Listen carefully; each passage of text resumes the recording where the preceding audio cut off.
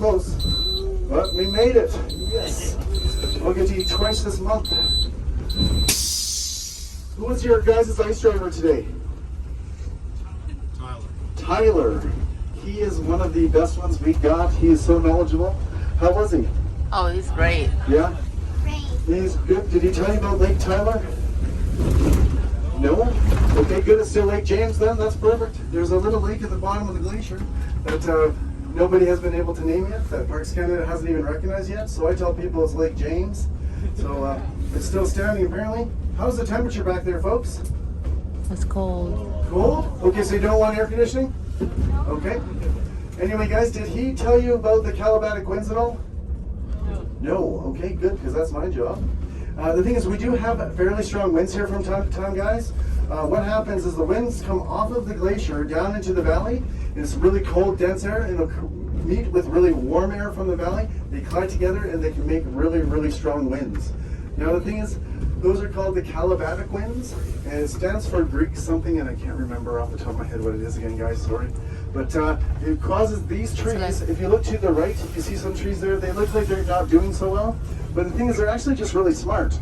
They're like my buddy Mark. He realized he can't grow hair on the top of his head anymore, so he just shaved it off. It's kind of the same concept here with these trees. With all those winds constantly bashing them, they are unable to grow vegetation on the one side of those trees. So what they do is they've really just given up on it. So they'll just grow vegetation on the one side of it. So we call those flag trees. Now you also see those along the highway as you're driving along. You'll be able to see those guys as well. Sorry guys. Now just as you are turning this corner here, guys, you can see the lake in front of us. That lake is called Ripple Lake. And the reason why it's called that is because of it's in a constant state of ripple, but it's because of those Calabatic winds. Now you're wondering why I'm probably telling you about this little tiny lake.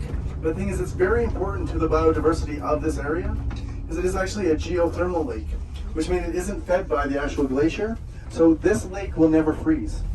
Even on the coldest day of winter, it will stay a balmy 2 degrees Celsius, regardless of how cold it is outside.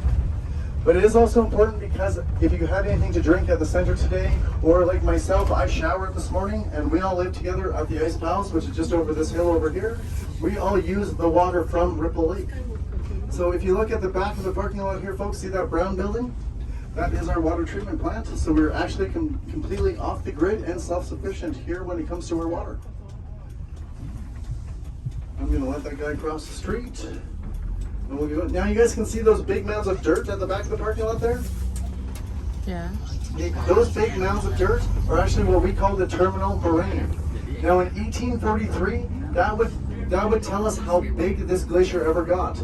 So since then, in 1843, it has been receding to where it is today. So the thing is, had it been 1843 and today we were riding in a bus, then we would actually be driving on the glacier right now.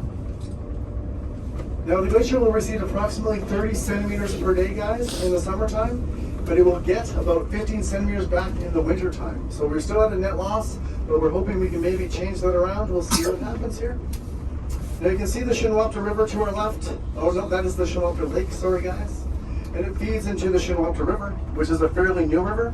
This one is a braided type of river, which means it will go in the direction of least resistance. So it will change its path from time to time. It's kind of like a teenager. It goes where it wants to go, when it wants to go there. The thing is, can anyone tell me why it is that green murky color? Good, because I'm here to educate you. Now the thing is, it has what we call rock flour in it. So as I was mentioning how that glacier recedes and